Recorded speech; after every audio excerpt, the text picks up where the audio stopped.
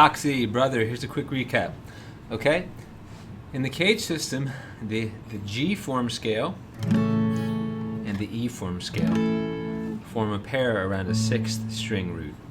And those are the only two patterns that you can comfortably get two full octaves without any partial octaves. So if you're playing an A major, there's your weak position octave and then your strong position octave.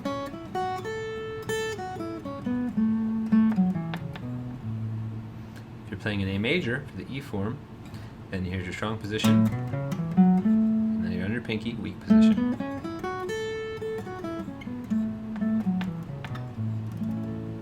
Okay. Similarly, if you're on a fifth string root, like a D chord here, you have the A form scale and the C form scale, which are side by side in the same kind of way. The difference is, unlike the G and the E form, you can't easily get two perfect octaves, so you have partial octaves. So if we start here on the A form, it's a full octave. Now, starting on this D, we have a partial octave. Come down. Now you have a little descending focus scale. I like to play it that way so it has the same rhythm as the other partial scale did. Okay, then you flip it over, play the C form, and you have the weak position octave. This is the pure octave. Now we have a strong partial. Come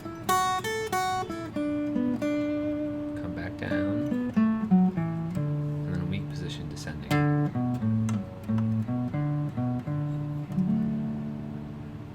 Okay.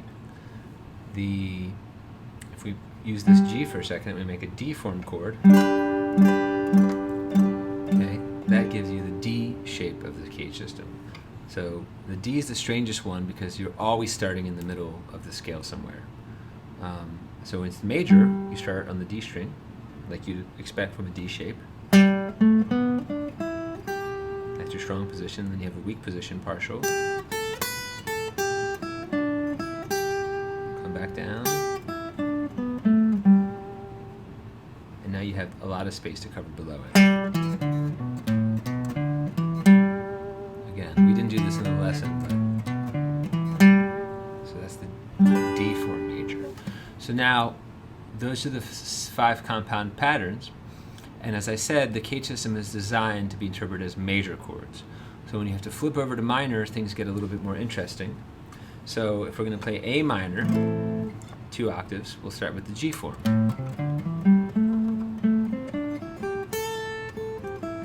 2 perfect octaves, right? But now the neighboring E form is awkward. So you're going to start on this D string to get it. Because normally it would be a C scale like this. Okay, but we need A, the relative minor. So we're going to start on this A. You have a strong position octave.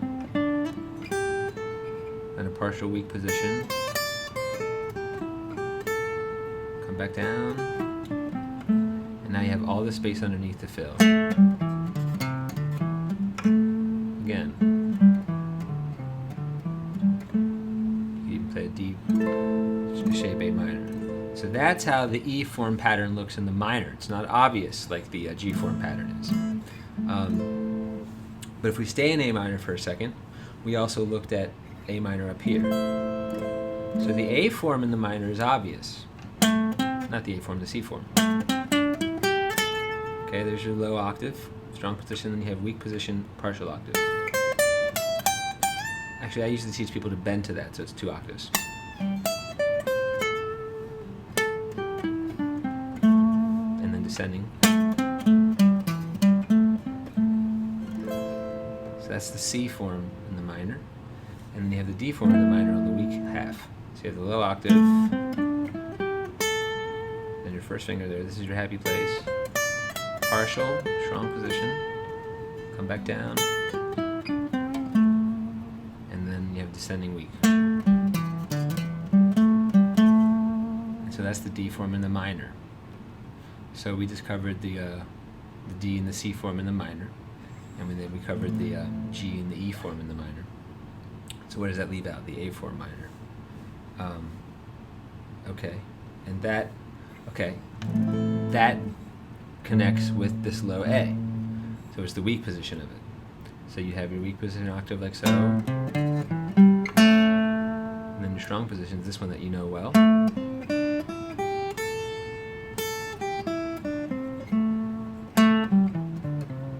So that does get you 2 good octaves. So that's the A form as a minor, and it gets you 2 good octaves.